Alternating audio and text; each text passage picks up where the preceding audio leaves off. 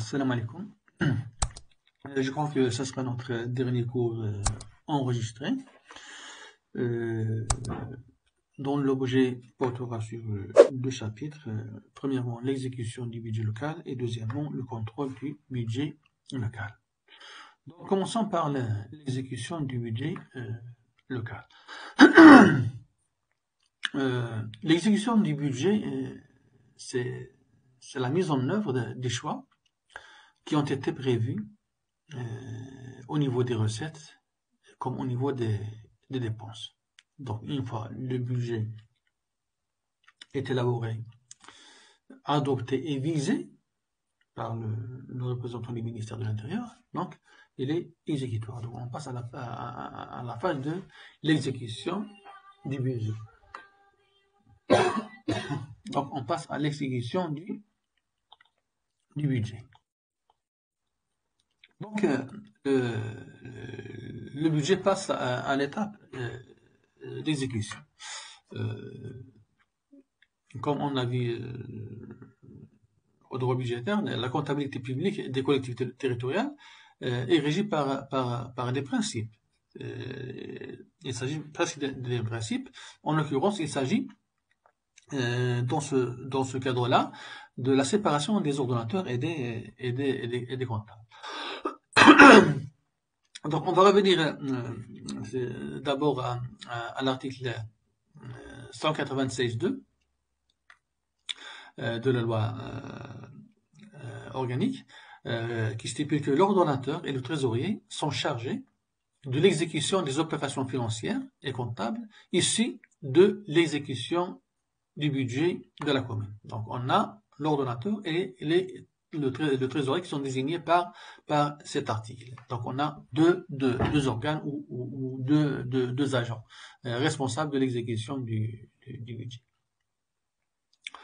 Donc, ce principe du droit de la comptabilité publique existe aussi bien au niveau de l'État, comme on a vu l'année passée en droit budgétaire, qu'au niveau des collectivités territoriales, comme on va voir aujourd'hui. Quelle est la signification de ce principe? On va presque répéter les mêmes principes et les mêmes règles qu'on a vu l'année passée.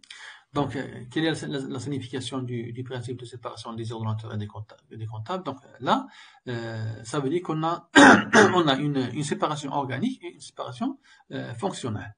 Donc, on a une double séparation. Qu'est-ce que ça veut dire la séparation organique? Ça veut dire que l'exécution du budget est confiée à deux agents distincts et indépendants l'un de l'autre. D'une part, on a les ordonnateurs et d'autre part, on a les comptables. Donc ça, c'est la séparation organique. C'est-à-dire, on a deux organes, on a deux agents séparés, indépendants l'un de l'autre. Pour la séparation fonctionnelle, donc l'indépendance organique que je viens d'évoquer, des ordonnateurs et des comptables, permet de leur confier des fonctions différentes. Bien sûr, si on a deux organes distincts, indépendants, ça veut dire qu'ils ne peuvent pas faire les mêmes tâches et les mêmes fonctions. Donc, on va leur confier des fonctions différentes. Donc, dans ce cadre-là, les ordonnateurs décident des dépenses et des recettes. Quant aux comptables, leur mission, c'est qu'ils disposent des fonds nécessaires au paiement des dépenses. Donc, si on veut faire une certaine évaluation de ce principe, on va dire que peut-être qu'il présente quelques inconvénients. Pourquoi? Parce que le fait que deux personnes interviennent dans une même opération nous donne le résultat suivant. C'est-à-dire que cette opération demande 2 fois plus de temps. C'est tout à fait logique parce qu'on a deux organes ou deux agents qui interviennent. Et pourquoi? Parce que de la mesure où les comptables appartiennent et dans la mesure où les comptables appartiennent à l'administration centrale de l'État, leur présence peut être vue, peut être comprise, peut être interprétée comme une contrainte au principe de la libre administration des collectivités locales, ce principe qui a un caractère constitutionnel que j'ai évoqué dans les premiers cours, les premiers cours enregistrés. Donc, la présence de ces comptables peut être vue, peut être comprise, peut être interprétée comme une contrainte à ce principe, le principe de libre administration des collectivités locales, qui est un principe qui a un caractère constitutionnel. Mais on peut également justifier ce principe. Pourquoi? Parce que ce principe présente l'avantage considérable de permettre un contrôle efficace et une gestion saine de l'exécution du budget. Donc, si l'ordonnateur reste seul compétent pour apprécier l'opportunité de la dépense, donc le comptable peut, quant à lui, contrôler la régularité de l'opération sur le plan budgétaire. Donc, on a l'ordonnateur qui est compétent dans le cadre de l'appréciation de l'opportunité de la dépense. Donc, c'est lui qui juge la priorité ou le degré d'opportunité de la dépense, parce que c'est lui le représentant des citoyens. Donc, le comptable, quant à lui, il contrôle la régularité de l'opération sur le plan budgétaire. Donc, le comptable, là, il veille sur le respect des règles et des procédures. Donc, c'est le rôle du comptable.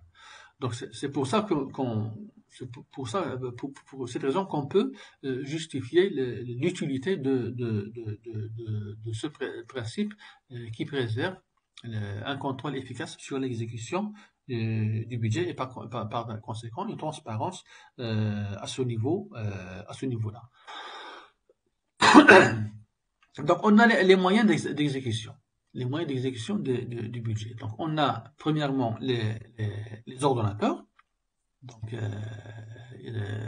quand on parle des ordonnateurs, donc là il s'agit de l'autorité exécutive de la collectivité concernée. L'ordonnateur est toujours élu. L'ordonnateur est toujours un élu dans la collectivité. Pour l'État, on a dit que l'ordonnateur principal, c'est le ministre. Le ministre qui peut déléguer son pouvoir financier à ses collaborateurs au niveau central ou au niveau local. Mais pour les collectivités locales, l'ordonnateur est élu. C'est le président du conseil. Donc l'ordonnateur peut, lui aussi, au niveau des collectivités locales, peut déléguer certaines de ses fonctions à des ordonnateurs délégués qui peuvent être des agents élus ou nommés. Des agents élus ou nommés. Donc il a le choix à ce niveau-là. Donc l'ordonnateur approuve, souscrit, adopte les marchés, gère les revenus, passe les actes de vente, ordonnance les dépenses. En général, il tient une comptabilité de ses engagements et de ses mandatements et établit ce qu'on appelle le bilan d'exécution du budget. Les comptables, donc le comptable, comme j'ai déjà dit, contrôle les actes de l'ordonnateur. Donc là, c'est lui qui termine l'exécution du budget. S'il s'agit d'une recette, c'est lui qui la recouvre, et s'il s'agit d'une dépense, c'est lui qui la paye. Donc, et c'est toujours un agent comptable de l'État qui tient la comptabilité publique de la collectivité locale. C'est pas la même chose quand on a étudié le droit budgétaire. On a dit que les comptables appartiennent, ils ont un profil spécial et appartiennent au département du ministère des Finances. Donc là aussi, les comptables sont des agents des agents comptables de l'État qui tiennent la comptabilité publique de la collectivité locale. Et à ce niveau-là, on a les comptables principaux. Qui sont ces comptables principaux? Donc, ce sont ces responsables qui sont tenus de produire chaque année à la Cour régionale des comptes compétente les comptes des collectivités locales. Donc, ce sont les comptables principaux. De l'autre côté, on trouve les comptables secondaires. Ces comptables secondaires sont sont ceux dont les opérations sont centralisées par un comptable principal qui en assure l'imputation définitive au vu des pièces justificatives produites. Également, pour les comptables publics des collectivités locales, on trouve plusieurs types. On a les trésoriers payeurs communaux. Bon, je vais passer vite, sans détail. On a les trésoriers payeurs communaux, on a les receveurs communaux, on a les percepteurs communaux, on a les régisseurs communaux. Donc, ce sont les agents d'exécution. Pour les opérations d'exécution, on a les opérations de dépenses et les opérations des recettes. Pour les opérations de dépenses, ils se décomposent en deux phases. La première phase, c'est la phase administrative. C'est la même chose, presque la même chose que ce qu'on a vu quand on a étudié le droit budgétaire. Donc, elle comprend trois éléments. Le premier, c'est l'engagement de la dépense. L'engagement, c'est la décision par laquelle l'ordonnateur décide d'effectuer une dépense. C'est l'acte générateur de la dépense. Donc, c'est la décision par laquelle l'ordonnateur décide d'effectuer une dépense. Elle se traduit par, cette décision se traduit par l'affectation des crédits nécessaires au règlement de la dépense. C'est la première étape de la phase administrative. On a l'engagement de la dépense. Après, on passe à la deuxième étape qui est la liquidation de la dépense. Donc là, sur le plan juridique, la liquidation a pour objet de vérifier la réalité de la dette. Qu'est-ce que ça veut dire? Ça veut dire la traduction de la vieille règle du service fait. Cette règle qui fait que le paiement des dettes doit être subordonné à la constatation de l'existence des prestations ou des services commandés. Donc, du point de vue juridique, la liquidation vérifie la réalité de la dette, et là, on parle de la règle du service fait. Selon cette règle, le paiement des dettes est subordonné à la constatation de l'existence des prestations ou des services commandés. Du point de vue technique, la liquidation fixe le montant de la dépense. Donc, premièrement, on constate l'existence des prestations ou des services commandés selon la règle du service fait. Et deuxièmement, on fixe le montant définitif de la dépense au niveau de la liquidation. Après la liquidation, on passe à l'ordonnancement de la dépense. Et l'ordonnancement, c'est l'ordre de paiement donné par l'ordonnateur au comptable pour que ce dernier, c'est-à-dire le comptable, verse une somme d'argent à un créancier. Donc là, c'est la troisième étape, c'est l'ordonnancement. Donc on a l'engagement, la liquidation et l'ordonnancement. Après, on passe à la deuxième phase, qui est la phase comptable. Donc, dans la phase comptable, on a en premier lieu le contrôle. Le contrôle, c'est-à-dire que le contrôle effectué par le comptable. Donc, le comptable exerce un contrôle, comme j'ai déjà dit, de la régularité. De la régularité, c'est-à-dire la régularité dans le domaine budgétaire. Donc, l'objet du contrôle, premièrement, il contrôle la qualité de l'ordonnateur.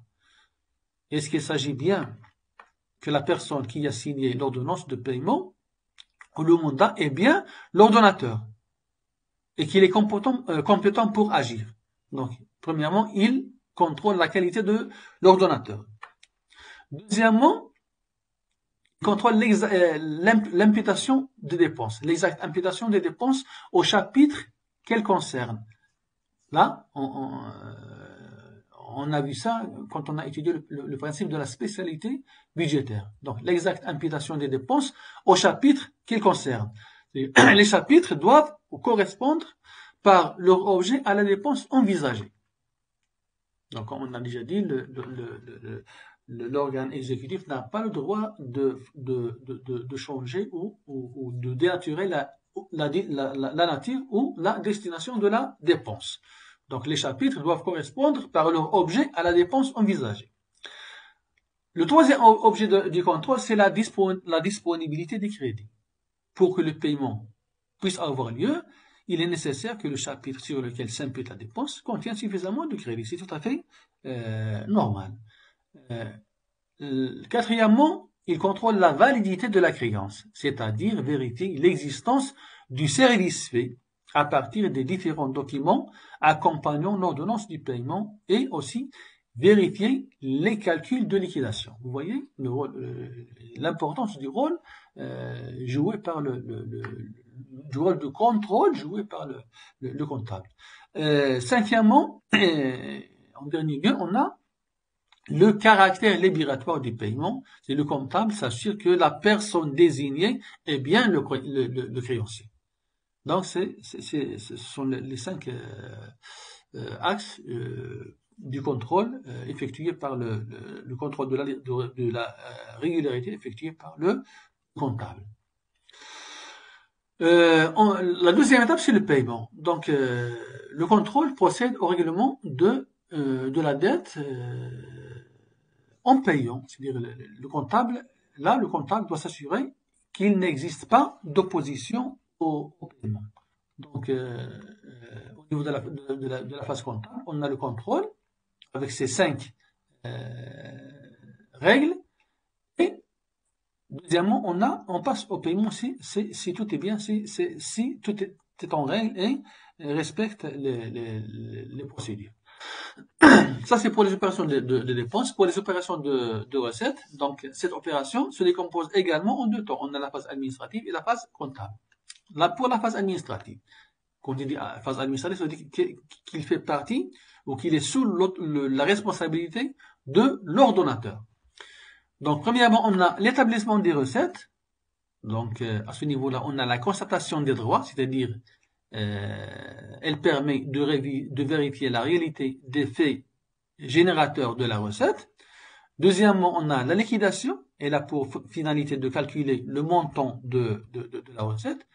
Et troisièmement, on a la mise en recouvrement, c'est-à-dire elle se traduit par l'émission d'un ordre de recette. Là, on passe à la phase comptable, c'est-à-dire qui est sous la responsabilité du comptable. Premièrement, on a la prise en charge. Donc, dès la réception de l'ordre de recette, le comptable doit inscrire les recettes dans ses écritures. Deuxièmement, le contrôle. Donc, cette étape porte sur l'existence de l'autorisation de percevoir la recette. Éventuellement, le comptable vérifie les réductions ou les annulations d'ordre de recette.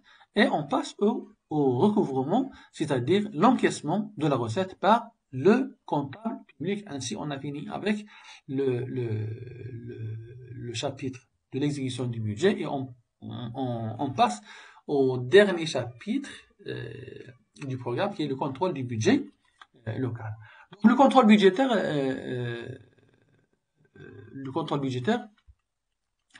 est un contrôle, ne peut pas être un contrôle sur l'opportunité. Ce contrôle ne peut pas indiquer si le budget doit favoriser tel investissement au détriment de tel autre. Donc là, le contrôle ne porte pas ne juge pas l'opportunité de la dépense ou de l'investissement. Parce que là, c'est le pouvoir discrétionnaire du conseil. Donc là, le contrôle, on a ce qu'on appelle premièrement le contrôle administratif et le contrôle de la Cour régionale des comptes. Donc on va évoquer deux types de contrôle. Donc premièrement, on va voir le contrôle administratif. Donc le contrôle de gestion des ordonnateurs est assuré par le ministère de l'Intérieur, les autorités et agents délégués par ce ministère à cet effet, les corps et commissions de contrôle compétentes et le ministère des Finances. L'opération de contrôle se déroule ou bien sur place ou sur pièce. Elle se présente sous forme de visites inopinées, c'est-à-dire des visites imprévues, des visites inattendues. Donc, visite inopinée, ça veut dire des visites imprévues ou inattendues. Comme il peut s'agir d'études de cas ou des vérifications et investigations qui visent à déterminer les insuffisances et les points de faiblesse de la gestion de l'ordonnateur, bien sûr en vue de proposer des solutions adéquates par l'inspection générale de l'intérieur. L'inspection générale de l'administration territoriale, IGAT, l'IGAT, inspection générale de l'administration territoriale, IGAT. Elle a été créée par le décret numéro 2-94-100, le 16 juin 1994.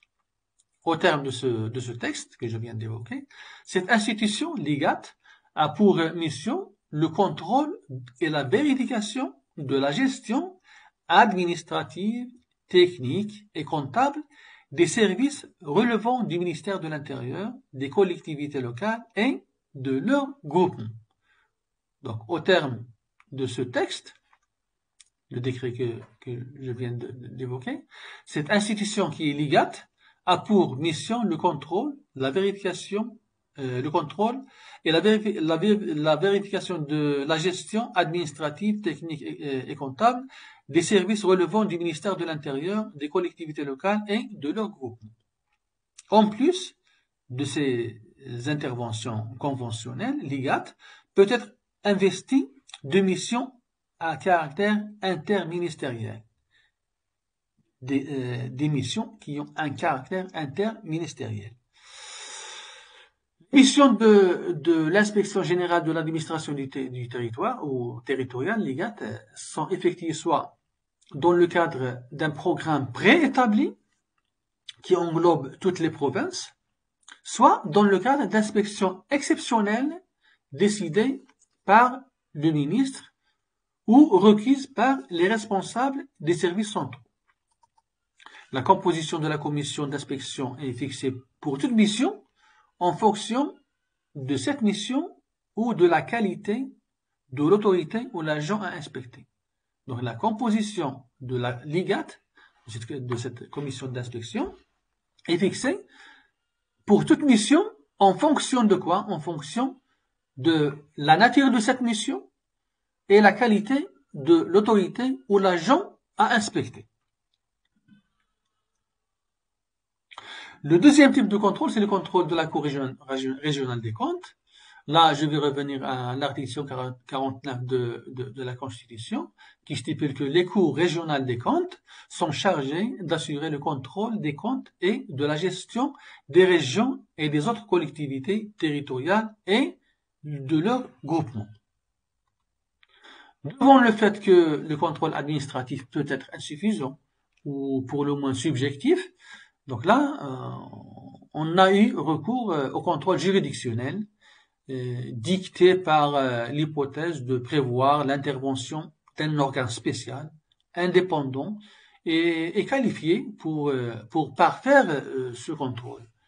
La régularité des comptes est appréciée à partir, premièrement, de l'examen de toutes les opérations effectuées par le comptable et, deuxièmement, des pièces justificatives produites à l'appui de ces opérations. Donc ainsi, j'arrive au dernier point de notre programme des finances locales. Donc, je reviens aux circonstances exceptionnelles que l'année universitaire a connues à cause du Covid-19 qui a fait que les cours, on n'a pas pu donner des cours en présentiel. Donc, ça c'est une force majeure. On aurait bien aimé donner le cours d'une manière normale, en contact direct avec l'étudiant, mais à cause de cette force majeure, donc cette force majeure à creuser cet espace dans la communication entre le professeur et les étudiants. Donc, on espère, on طلب الله que dans les brefs délais, on va finir avec ce problème de santé, Inch'Allah.